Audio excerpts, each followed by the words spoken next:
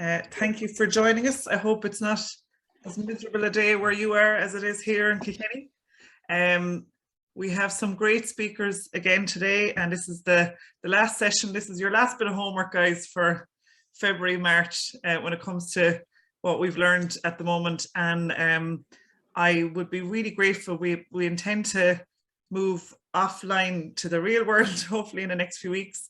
So we want to do a conference for sustainable energy communities to get everyone together and to get, you know, we probably will bring along speakers and different groups, and possibly have different speakers who've already been through whatever processes you guys are going through here in we were thinking late April, May, but I will share the link to kind of the information that we're going to collect before we finish up today. So just to introduce myself again, I'm Gráinne Kennedy. I work with the Three Counties Energy Agency, and we're here to provide any technical support and to coordinate the Community Energy Grant, which is formerly known as the Better Energy Community Grant. And then there was another name on it before that. So but we do that in the Southeast. And this is kind of topical as to what we're talking about today, because we probably will be, if there are groups on the call today, and I can see some of the names, people that we will already be engaging with who may want to avail of funding for their community group, for their housing association, or for, you know, even their households. We will be putting together those applications in the next few weeks, hopefully. And so this call today, and to speak about how we finance the other half or the other part of that, those projects, is important today, because, you know, the grant is one thing, but then you might need bridge funding, or you might need the other amount of money, or whatever it is, and you might need to fundraise as well along with that. So I'll just get started. And Mary is going to continue to let people in, which is great. So let me see, make sure I have the right thing open here. And I always have it on the last slide. So as I said, this is the last of our events. All of these events will be recorded and or have been recorded, and they are going to be added to our YouTube account, CA. And then you know, anyone who's attended today, or anyone who's here today, will have the recording as well and the slides. And so today we're looking specifically at match funding for community projects. So even though we will be given the examples of energy projects, a lot of what we will be talking about today will apply to, you know, community projects of all kinds, really. So you know, so you mightn't have an energy project ready to go at the moment, but if you have other projects, you know, do will apply just as much. So our agenda today is we are going to have a brief introduction to kind of talk about the community grants, and then we'll have Barry joining us from Community Finance Ireland, Roisin then from St. Canice's Credit Union, and Tony from Clan Credo, and then we'll have questions and answers at the end. So if people want to use just to keep I want to kind of keep it as tight as possible so that people aren't we're not going over time. If people want to use the chat button throughout the presentations, if something occurs to you, you know, you can type into the chat button, and if there's a particular person that you would like to answer your question, please do write Roisin, Barry, Tony, or myself, whatever the name is. But yeah, so but if you can write it into the chat, and we will answer those questions at the end, or you know, you're free to raise your hand using the wee button, which I think should be at the bottom of your screen at the end, and we'll answer whatever questions you have. So we'll hope to make it as kind of, you know, snappy, but informative and useful. And as I say, this is all around helping your community to access finance for any project you might want to develop. So we've asked that people mute their microphones, and that you're welcome to keep your camera on, but if if you feel more comfortable switching it off, absolutely do. And we're going to leave, as I said, the questions till the very end. So if you put the questions in the chat, and we'll allow the speakers to go through uninterrupted as such, and then we'll answer all the questions at the end.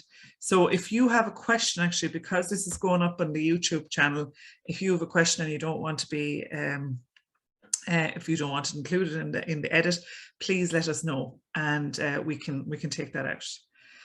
So I just thought I'd mention a little bit of a recap of last week's talk, because I know we covered an awful lot and there was a lot of different information that people had, but I just wanted to reassure you all that the one-stop shop process, all of the one-stop shops are re-registering at the present time, and what we will do is, when all those one-stop shops are registered, we will let you know when the applications for that program are open. So to remind everyone, the one-stop shop is if a household wants to do all of the works in one step to either get the household up to a B2 building energy rating or above it.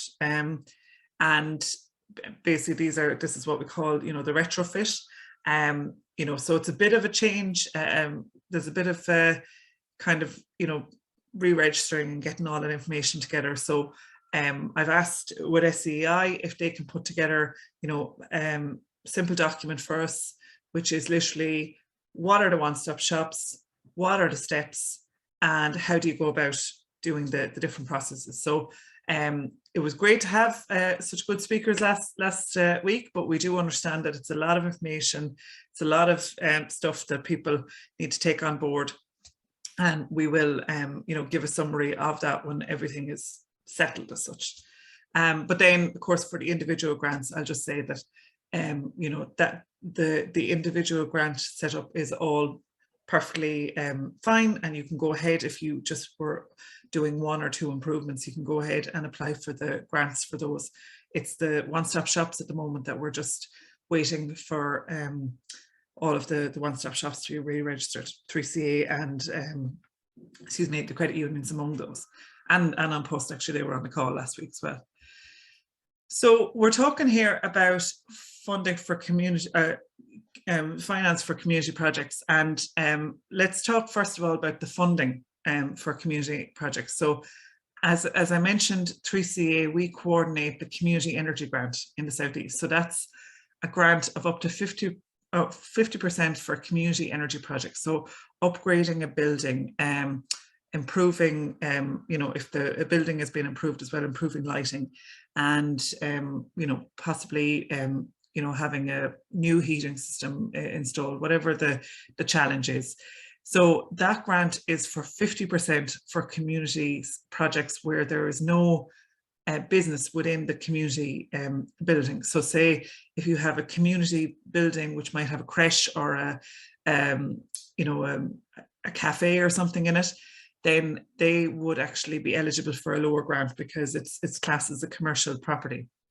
So say like a straightforward sports hall or community hall with nothing else in it, you could get your grant for 50%. And then for the ones which might have a small business in it, you go for the 30% grant for businesses. So 3CA coordinate that project in the Southeast. We put together 4 applications. We will have multiple calls each year, which is really good. So we're going to have kind of rolling, number of projects for Wexford, Waterford, Carlow and Kilkenny. So that will be coming up, and we'll let people know when we have the definite, the rule seems like a strict word, but the kind of what the parameters are for that fund for this year. So that's an opportunity for communities to access funding. Then you have the Leader Fund, which we talked about the other week. And the bigger amounts of money are due in 2023.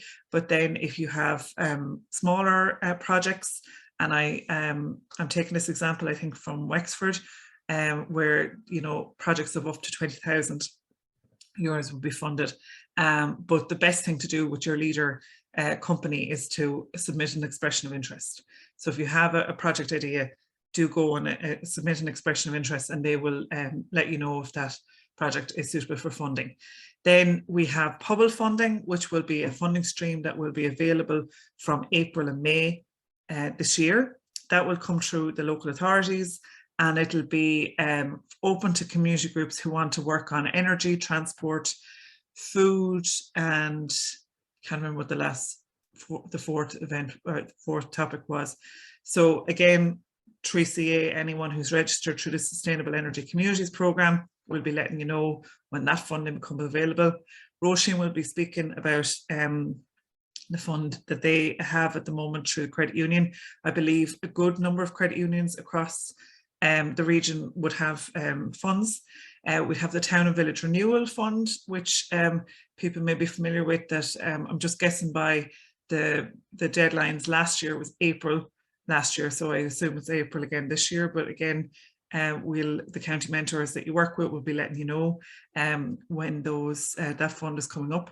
And then a completely new source of income for communities coming from autumn this year will be community benefit funds. So community benefit funds are if you happen to live very close to a renewable energy project, a solar farm or a wind farm, then a certain amount of the money made from producing energy must go towards the local community.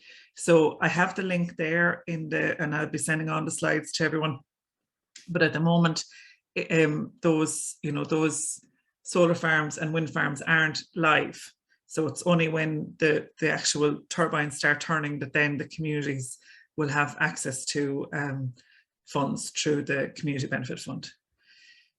So, we're talking about the grants there, and then community groups may raise the remaining amount of money needed, or, you can go approach Community Finance Ireland, your local credit union, or Clan Credo. And then, as I say, today's advice is not just for energy projects, it's for, but we'll be using those as an example.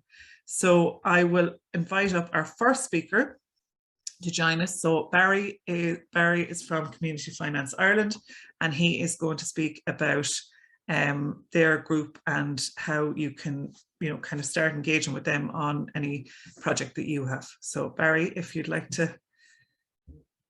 Yes, thank you, Grania. And firstly, thanks to yourself and 3CA for running this seminar and webinar series, and indeed for inviting myself along this morning, along with the other speakers, to speak about how we support community groups when they're looking at their energy projects. I'll share my screen just in relation to a quick overview, I suppose, of what it is Community Finance Ireland does. So I hope you can see all can see that. And the key message I suppose I want to get across is, like as Grania points out, a lot of the energy projects that groups may be considering, are well supported through 3CA and through the SEAI in the actual energy scheme. But it will only go so far, I suppose, in terms of the expenditure that most groups are likely to incur. And it's really then, how do we fund the residual piece? For some, that may be that they have their own reserves and they have the capacity to manage that. For others, they may look at a fundraising campaign to support it. Others may look to see if there's other grant streams, and Grania has alluded to some of them there, again, to try and support it. For others, it may be part of a larger capital spend, so it could be a larger capital project of which there's an energy element to it. And again, some of that may be admissible for other funding. And for others, it may get sufficient local support, but there may be a financial element required. And I suppose from Community Finance Ireland's perspective, it's about making sure that groups have access to that finance to enable their project be delivered.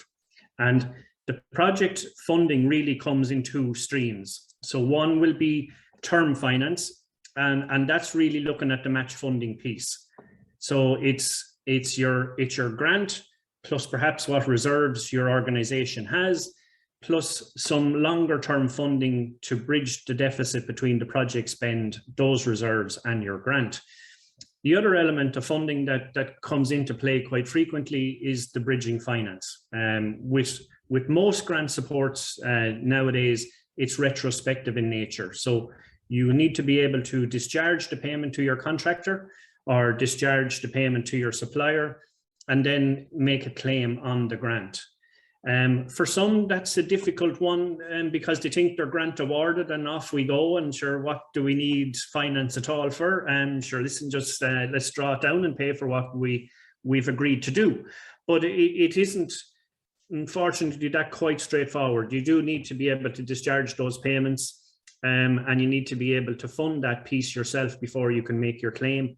And there can be time lags between you making that payment to the contractor and by the time you actually receive the physical funds back in terms of your grant claim. The organizations we support, I suppose, are solely in the not-for-profit sector. Some of the examples are there, you know, the amateur volunteer-led sporting clubs, parish community centres, enterprise centres. There's some cooperatives that are out there. Companies limited by guarantee, I suppose, is a structure we're seeing more and more of, just in terms of where the regulator and the general sector is moving towards. It I suppose provides transparency, and that's a seminar for another day, I suppose. But really it's any organization that's volunteer led. So that's typically, you know, just at a community committee level. It might be a voluntary board of directors. It may be, as I say, just a not-for-profit led organization. And the reasons for the borrowing fall into, I suppose, from the energy purposes, largely into the capital upgrades. But again, touching on the bridging grant aid piece that I would have mentioned in terms of awaiting that lag, I suppose, in terms of receiving your funds and being able to discharge your contractor or your supplier before receipt of your grant. The facilities Community Finance Ireland provide go up as far as 15 years. For the bridging loan finance to draw down your grants, typically 12 months is more than sufficient. We go up as up to $500,000 in borrowing sums. The rate is linked to your IBOR.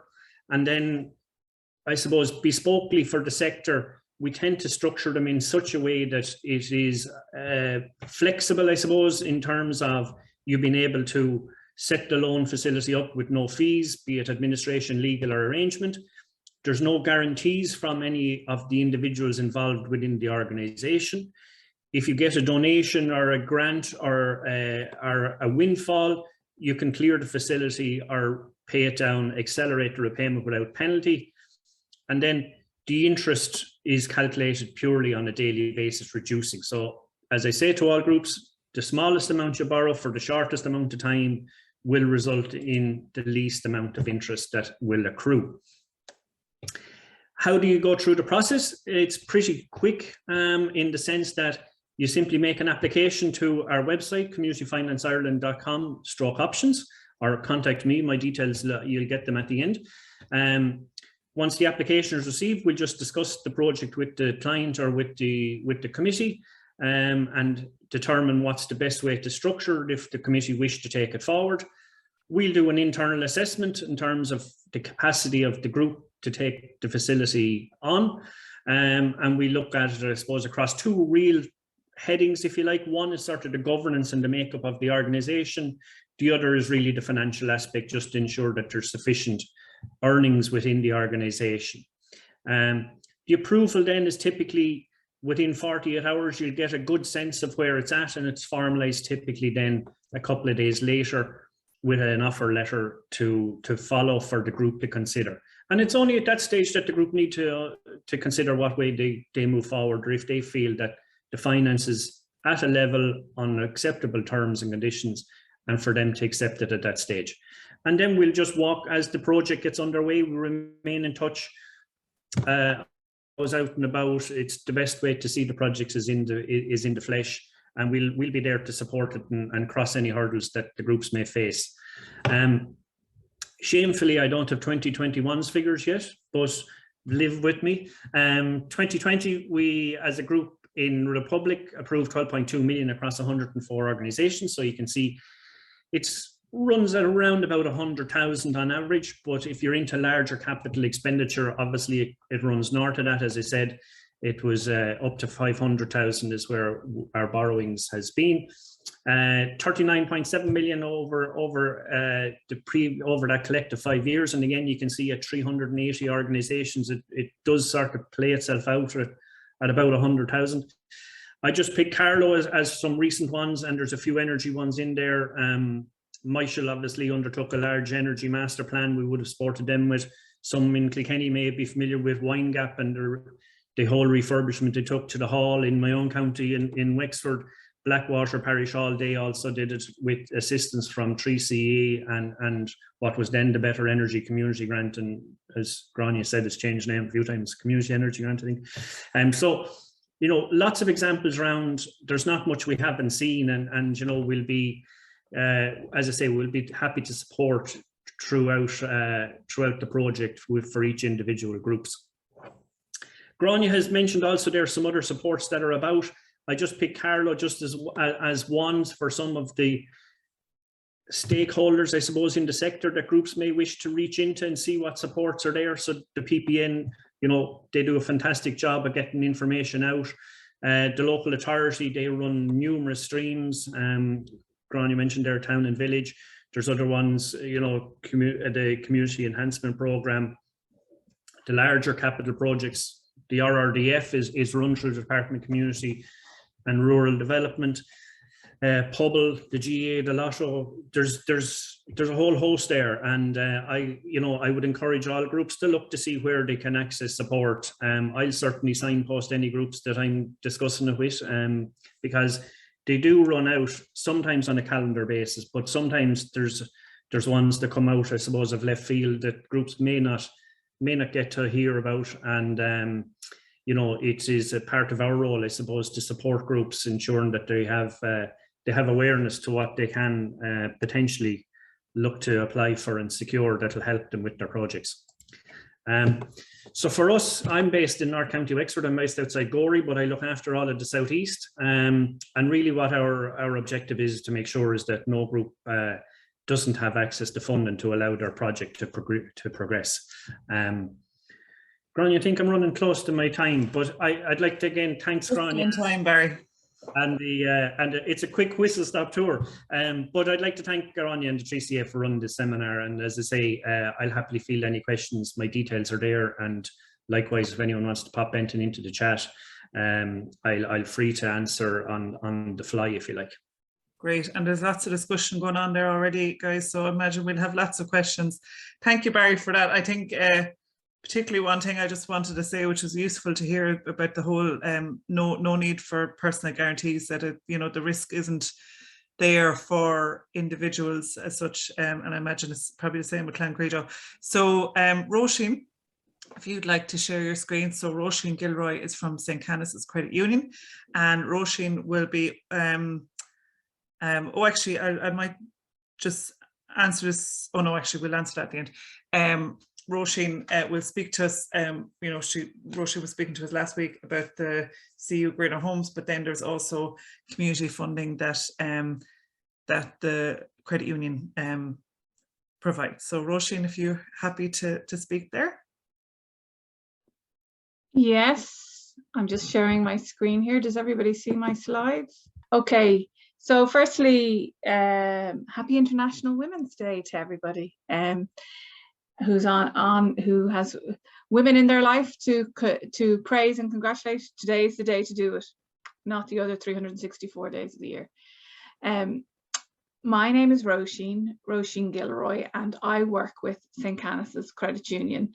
I'm based in our Kilkenny Main Street branch. I'm working mostly from home at the moment, but hopefully get back into the office soon.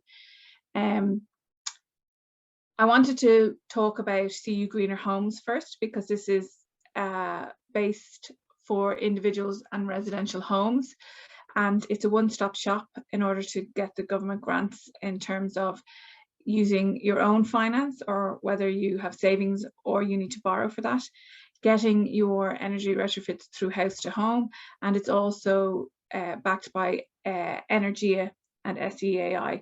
So that is for your own home. So that's cugreenerhomes.ie. But today we're here to talk about community groups. So I wanted to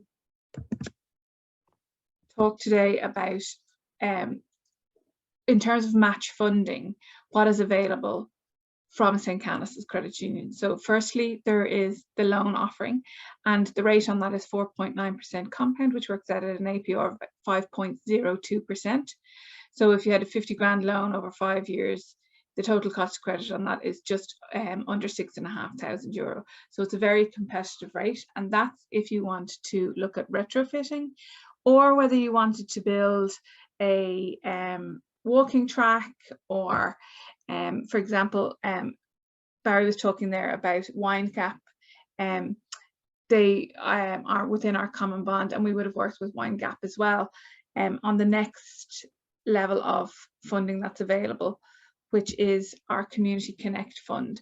So this is 250,000, which we have available to local worthy causes, and that includes community development. So that fund could be used, whether that's for retrofitting, or again, like in Wine Gap, they applied to us for the cafe that's been built there. So any worthy cause in your community could avail of this funding, which is only launched this week.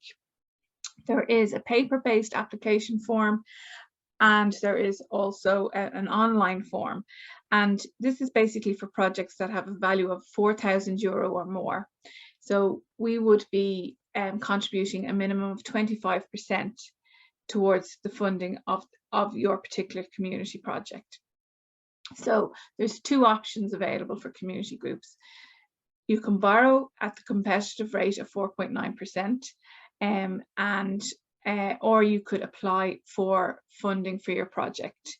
And in both cases, we would be looking for an overview of your project, why you want to do it, how it will benefit your community.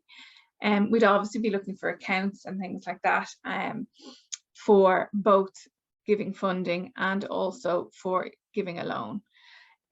So we are, if people don't know us, we are across Laois, Carlow and County Kilkenny, and we'd have a broad, what we call common bond area. So our 9 branches at the moment would be, from a Laois perspective, in Mount Rath, Rathdowney and Durrow. So we would have, again, the townlands and parishes around those areas. From a Carlow perspective, it's Bagnallstown, and would reach Goran and Paulstown and up as far as Lecken Bridge. And then in Kilkenny, it's Ballyraggett, Callan, Piltown, Graig, and then Kilkenny City, which would be quite broad area. So how do you contact us, I suppose, would be the next question people will be asking. My name, as I said, is Roisin Gilroy, and I'm on LinkedIn if people want to connect with me from that perspective. Or you can call us, or look on our website, or indeed come into any of those 9 branches that I've outlined there. We would also welcome speaking at community groups. So there's a number of our team that will go out and will actually talk to your community groups about finance, about what the credit union can do from a savings and a budgeting perspective. A lot of community groups might remember the penny banks that were around back in the day. So like there are alternatives to those that are in a more secure and data protected way currently going on. So really I'd reach out to anyone who is part of a community group that we can serve. Unfortunately, we may not have as wide a remit as Community Finance Ireland, because we can only legally operate in our common bond area. But a lot of the groups that are on here would probably know of us already. So we really want to connect back with our communities in any way that we can. So I'm not sure how that is for time, or whether anyone has any perfect, Roisin, thank you. Is there anything else you'd like to add, or? No, just that, you know, really this Community Connect Fund is something that's launched this week. We'd like you to let your members and your groups know about it, because we wanted to cover the whole common bond and a wide range of categories, you know, from youth to education, animal welfare, sports, all that kind of stuff. So this fund has been put in place this year because we were not in a financial position to pay out a dividend or a rebate. So that's why this is in place, to help the communities in which we serve. That's great. And I know obviously you guys cover that area, but I would urge anyone on the call, if you're not in that region, do speak with your local credit union. I know that Enniscorthy have a similar fund, and there may be other groups or other credit unions in the region that would be good, but it's always good to have a chat with your credit union anyway. Yeah, People First in Portlaoise would have a similar fund. I can't guarantee that every credit union has such a fund, but we certainly do.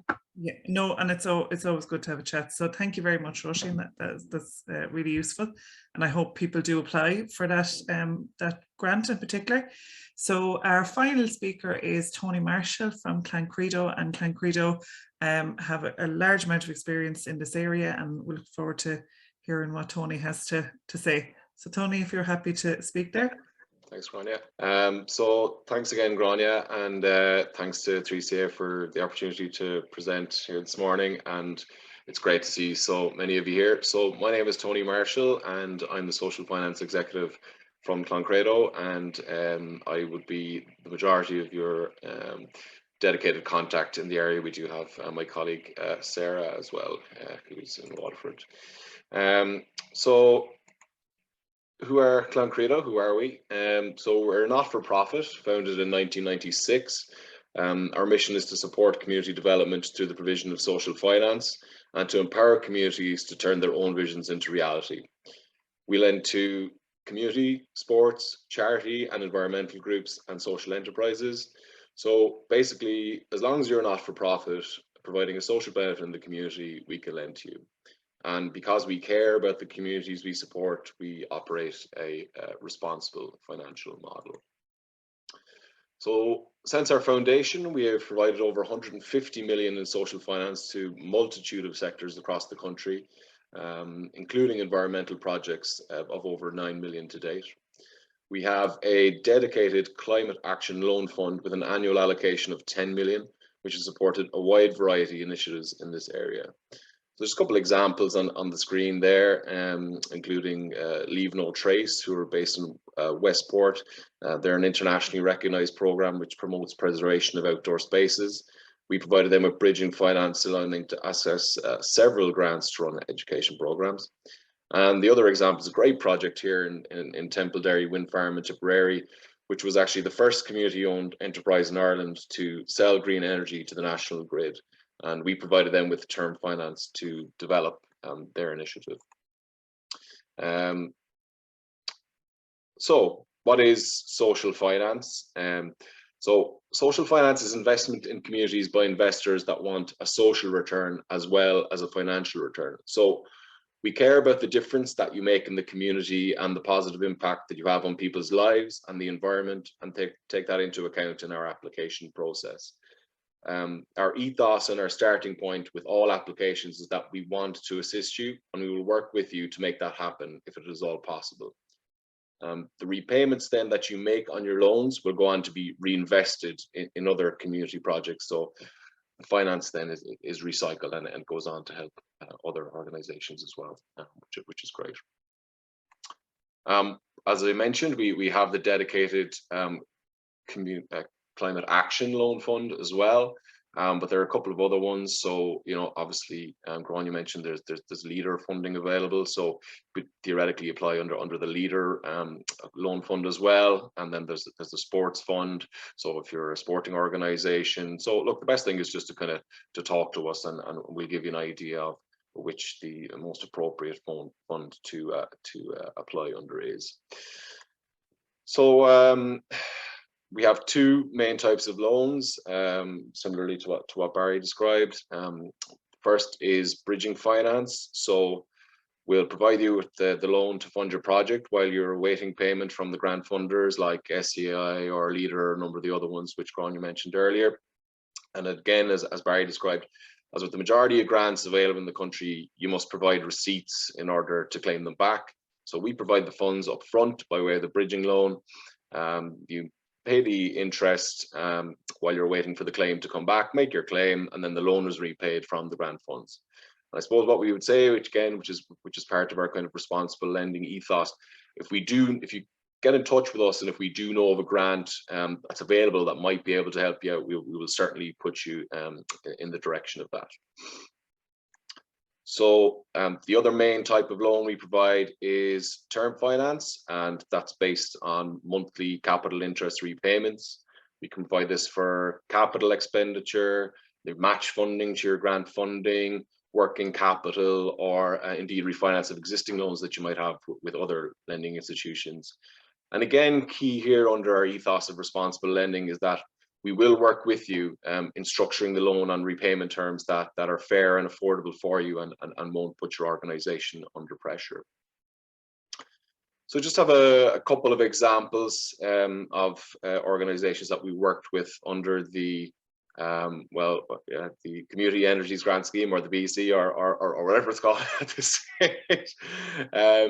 So this is Full Employment Trust. They're an organisation which promotes the rights of the unemployed in Ireland, a not-for-profit.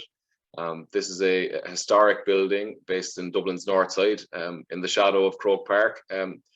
Unfortunately, as a Cork man, I haven't had much cause to be there lately, but hopefully this year, because they're going well in the league, but sure we'll see.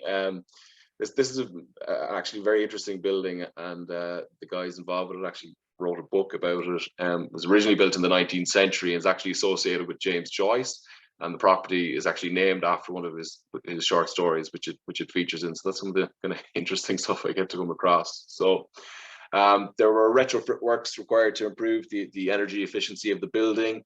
They received the SAI grant through the community energy grant for the works.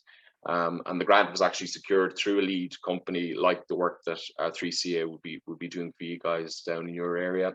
We provided a bridging loan to the SAI grant. The total project cost for around 210,000. We provided the bridging for the 60,000 to the grant, and then about 130,000 in the term finance for the match funding, and the organisation itself came up with the remainder. Then there's another example. This is a GA club in Tipperary, JK Bracken's GA club. So first of all, they did an energy audit, which they got leader funding for, and that determined what the upgrade works that could be completed. One of the biggest issues, I suppose, that they identified was that the clubhouse had no central heating system. They were approved a community energy grant for 50%. We provided the bridging loan to that. I think the total project cost was around 140,000, and we helped them then with the term finance to make up some of that difference, and they put in some of their own funding as well. And then I suppose some of the works that they managed to achieve after that were the air-to-air heating system, the wall and floor installation, LED lighting, things like that. So that provided them with a much more comfortable, energy and cost-efficient clubhouse. So these are just some of the other examples, a selection of some of the other SAI funded projects which we've supported around the country, and that would either been organizations that would have secured like the funding through the SEC and through the lead companies, or ones that would have gotten funding directly. I'll be sending around the presentation afterwards anyway, so you can have a look at those organizations yourself, maybe a bit more detail, or come to me and we can talk about it. So what do we offer? So we offer loans from 10,000 to 500,000 on bridging or term or combination, loans from 6 months to 15 years on affordable interest rates. And again, we can discuss that if you come to me. Again, similarly to Barry and as Gráinne mentioned, we don't ever ask for personal guarantees, because we believe it's not fair to ask volunteers to potentially put up personal assets. That's just a non-runner for us. Again, there's the early repayment without penalty. I suppose what I say on that one always is, if you won the lotto, if we gave you the money today, you won the lotto tomorrow and you pay it off, then you'd only be paying a day's interest and that's it, and there's no early repayment fees. We've an in-depth sector knowledge, including, all of the grant programs around the country. And look, we've a track record for over 25 years. We've been doing this a while, and we understand the challenges and the unique finance requirements of your organizations. So what's the application process? Get in touch and make contact. Throughout the process, you'll have a dedicated point of contact in your region. We'll be happy to discuss the individual requirements of your loan application at any stage, and they will work closely with you through the whole process. So once you get in touch, your contact will then send you on details of the information required. So some of the information that we look for would be the background of the organization and details of your committee, details of the project, including the costs and how it's going to be funded, information on the social benefit, which is a key deciding factor for us, the social benefits of the organization and indeed the proposed project and how that is going to help the community at large. Then some financial statements, 3 years historic financial statements, and then 3 years projections in the case of a term loan. And we work with you quite closely in helping you to come up with those projections should you require it. And then obviously the loan requirements then after that, what is it bridging as a term and what the amount might be. So you'll have your dedicated contact who will prepare an evaluation report for consideration to our evaluation committee. And if you're successful, which most people are, because we work very hard to make sure that you are, letter of offer will be issued, and then you sign and return with the required supporting information, and then the loan is dispersed. So as I said, look, we've dedicated regional staff operating from a number of bases around the country. We love being on the road and meeting organizations from all over the country, doing crucial work in the community, and we're quite happy to come to you, or I suppose it's Zoom, as we've been doing a lot in this day and age, whatever suits you best. So just want to say thanks again to Grania, thanks again to 3CEA for the opportunity to speak to you today. And we're here to talk if we can be of any assistance, and I'll take any questions that are in the chat. So thank you very much. Great, thank you, Tony. I think definitely, there you have 3 organizations who are used to working with communities and can kind of walk you through the process as such. So thank you all very much. So we've got lots of questions, and there's okay, so there's a question here that I might need to follow up with afterwards. So EU funding for Green Deal is 11 billion from 2022 to 2028. How can we get a visibility of what's been drawn down by county, as there's nothing in the county plans? So Rob, you're right. There is a lot of money from the EU Green Deal, but 3CA, we need to get our heads around how much of that is going into Horizon 2020 funds, Interreg funds, leader funds, all this different thing, and we don't have that information at the moment. But that is something, as the regional body trying to push the transition to a low carbon economy, we should get a breakdown of that. So thank you. That is an action for me to do, and if I can get it in the next few days, we'll pop it in the slides, but or in the email. So Hugo, you have a question there about the slides. Yeah, they're available afterwards. Therese, you asked there about community childcare, would it be classed as a business? And this came in when I was speaking. So I'm not sure, it would depend. And as I say, with the community energy grant, so I just want to be very clear, when SEI, when there's, we're talking about different funds, there has been, for the last few years, there's only been one community fund through SEI. Now it's had different names. So that is what we're referring to. And then there might be other funds as one, like the one I said, that's going to come through in Pobble. So community childcare, I think we would have to go on a case-by-case basis and see if that would, because if it's a non-for-profit, it might come under different rules. So the answer to that is, I'm not sure. Grania, sorry, yes, I'm going to have to put up a hand in Zoom, yeah, like I do in Teams. Yeah. But from a community childcare perspective, St. Canice's Credit Union have given community funding, depending, like you say, if it's a business or if it's a community group that are providing it. So yeah, it depends on the group. It depends on the group, and it depends on how it's set up. Yeah, I completely agree. So Hugo has a question: would a sports club or Scout Den apply for a community energy grant? Yes, it would, and we have had many clubs like that come through. Can the community energy grant applications be co-funded by other government funds?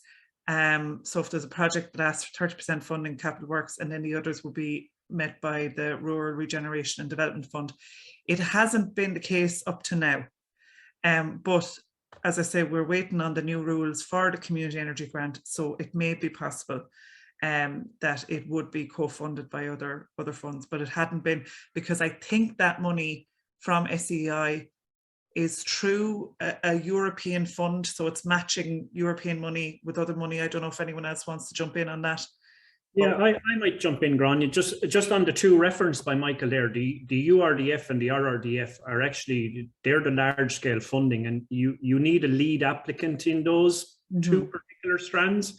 Lead applicants typically tend to be the local authority or the local development company or Falch Ireland or someone at that level. So it wouldn't fit in for those two particular strands, but it might on something like Leader or Town and Village, you might be able to incorporate, but not those two. No. Okay, thank you very much, Barry. That's useful. So yes, so there's a good bit of discussion there around those funds, and yeah, I think we've kind of answered that. At the moment, SEI, there's no co-funding from other government departments, but that's not to say that that will remain that case. There's a question here around the rate. I think that related to Barry. Is there is it possibly like with Tony there that the rate would vary, or is it and it does vary? Like, I suppose for groups, what I'd say to them from a budgetary perspective, they should work within sort of a 5.5% to 6.5% range, something in around about there, just so they get a handle on it. But it does vary to a degree, just depending on the scale, the term, the project profile, I suppose. Great. Okay. Yeah, I suppose from our perspective, it's not that much different. Yeah, it will kind of depend on. You can offer fixed rates up to 5 years, 6.5%, which is an attractive option for some groups who, are maybe a bit more risk averse in terms of the variable rates, and are kind of. Our rates over that for loans longer than 5 years are kind of around 5.45% variable rate, and then like for bridging finance, it's in and around 6.5%. But there again, there is flexibility on a case by case basis, and similarly to Barry in terms of the term of the project and the scale of the project and the risk profile. There's a bit of scope there in terms of the rates. Yeah. Good stuff. That's good to know. We have a comment here about the RRDF, and this is a fund I'm not overly familiar with, because we generally tend to deal with SEI, but Michael has mentioned there that the RRDF is available this year with closing date of April 29th, up to 80% capital available. Michael, if you wouldn't mind putting a link to where people can find out more information on that, we would be more than happy to share that information. So I see here already that Barry has answered the question here about the fees and the indicative rates. So I might just read that out. So there are no fees at any stage.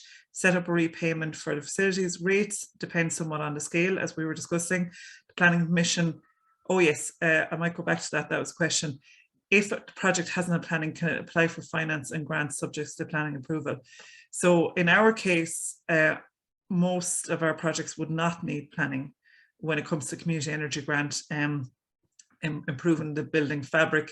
I think the only case where you're looking at planning is for solar PV over a certain size. Again, this all needs to be done within the 8-month kind of period that, so basically you get your letter of approval from SEI, and then you'd have 8 months to do that particular piece of work.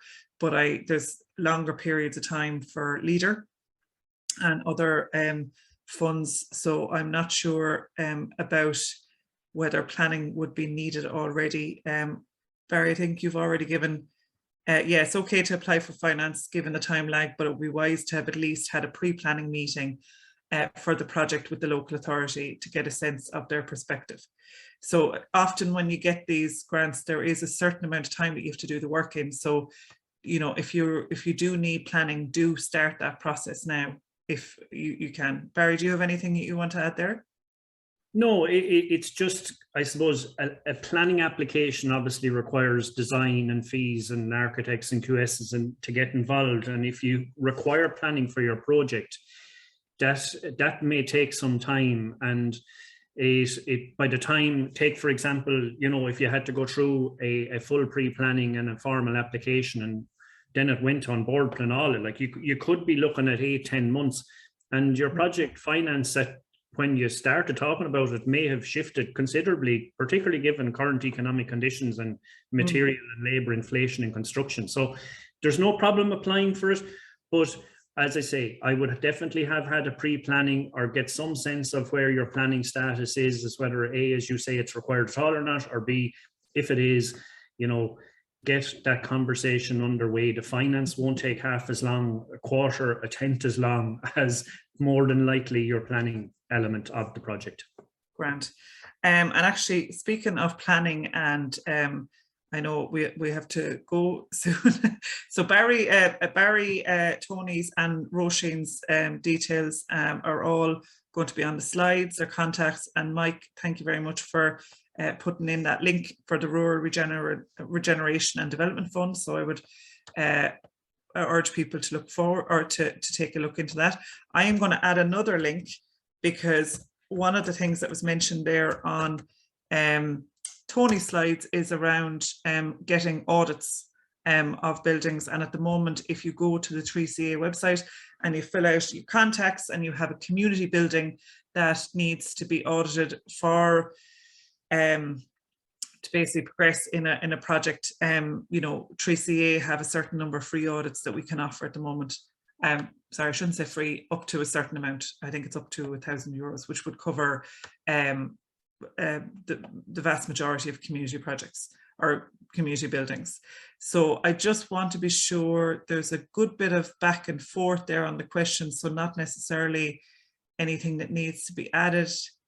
Is there anything else? Maybe I might ask people to, anyone put their hands up if they have one last question, or if it isn't, then we might say goodbye. No, that's fine. So I really would just like to thank our speakers today. I would like to thank all of you for joining us and being so fantastic, participating with us over the last few weeks. As I say, this is kind of our online stuff, and we hope to have an in-person event for communities in April or May. So I have the Survey Monkey there around that event, and also, you know, your feedback on what you would like to see more of, or what you found useful or what wasn't particularly useful. So if you could take a minute after this to fill out that survey, I'd really appreciate it. Thank you to Barry, thank you to Roisin, and thank you to Tony and Mary, who's been making sure everything works in the background. It's been great to be joining you for the last 6 weeks, and we will surely continue this conversation. And I would just like to say that, you know, you can always contact your county mentor, and if there's anything you need, you know, we're here. And if there's anyone who is interested in becoming a sustainable energy community, we would recommend signing up, and it costs you nothing, and you do get the support of you know, someone who's an energy expert for you know, a certain number of days in the year. So thank you very much, and I hope everyone has a good day and isn't blown away in these massive winds, or maybe it's just me. I see Barry smiling. Maybe it's sunny in Wexford. Thank you so much, everyone. Have a good day. Thanks, Sonia.